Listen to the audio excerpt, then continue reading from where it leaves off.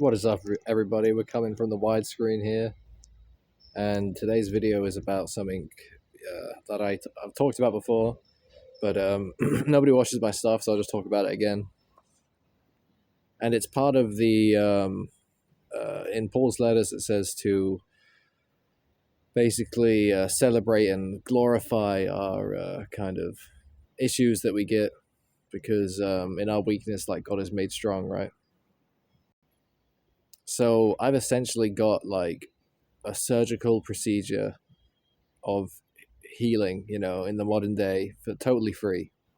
My body has taken the executive decision that it's gonna um, open up a pressure valve and open up an avenue to get rid of of things that need to be getting rid of. So basically, I'm very glad that I have this perianal fistula. As shocking as it is to get a new medical condition, particularly the lead up to it is there's a lot of pressure. There's a lot of, like, it's surprising, right? You don't really know what's going on. But once it's finally come to fruition and it's forged itself, it's awesome. Once you're able to manage it, it's essentially a free 24/7 detox. Um, it's a cure for diarrhea as well. Because you don't get diarrhea when you have a fistula unless you really do something wrong. Because the body never needs to expel quickly what's in there, because it's always constantly expelling. A perianal fistula is a tunneling that happens in the from the intestine to the kind of butt cheek tissue, and it just allows like a slip road, like a channel for whatever stuff needs to be excreted. Generally it's mostly like mucus, which is the body's thing that's used, to get rid of toxins and stuff. We cough up mucus from our lungs because it binds to like the smoke particles and stuff like that. I'm starting to think though that like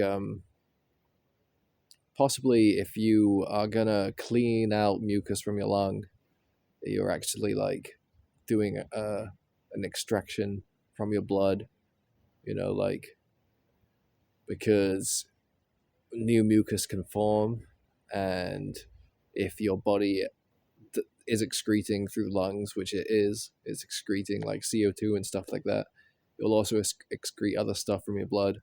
And if you get the mucus out, then there's plenty of space for more mucus to form, and then you can get that out too, if there's a need be for it. So I'm pretty sure these kind of colds and lung conditions are just a way that the body gets out a bunch of toxins. And other people get diarrhea, other people get a cough. Yeah. So, I think it's great having this kind of condition. I celebrate it. I wouldn't say it's pleasant or unpleasant. It's just something that you adapt to like anything else. And once you get the specific mechanism of how to adapt, I think the Heal Your Gut guy basically just outlined it. You just stick a piece of cotton up there as a kind of neutral to high frequency material, which will soak up any corrosive elements. He was talking about it in his like because he had it for 10 years, and the procedure to get rid of it finally was to have a corrosive string put through the fistula, which then like dragged and corroded everything for a few months until eventually it went away. There are other ways you can get it done, which is probably the way I'll get it done eventually, which is a little laser treatment, which just what's it called, to solder a wound, soldering, to close it up with that heat of the laser.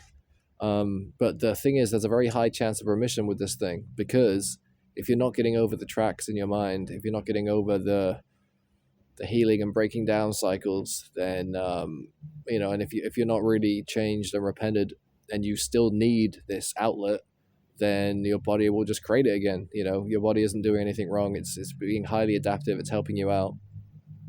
So you really got to be in a position where it's it's over. It's over.